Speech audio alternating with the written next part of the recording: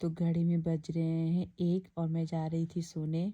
तो यहाँ पे मैंने देखा कृतिक ऐसे सोया है, तो उसके पापा भी ऐसे सोए हैं। थोड़ा सा डिफरेंट है।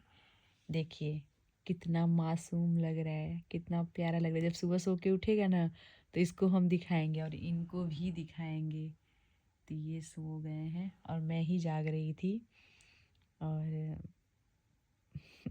कितना क्यूट लग रहा है, नजर ना लगे। कृतिक, इनका देखो, बाप बेटे ऐसे सोए हैं।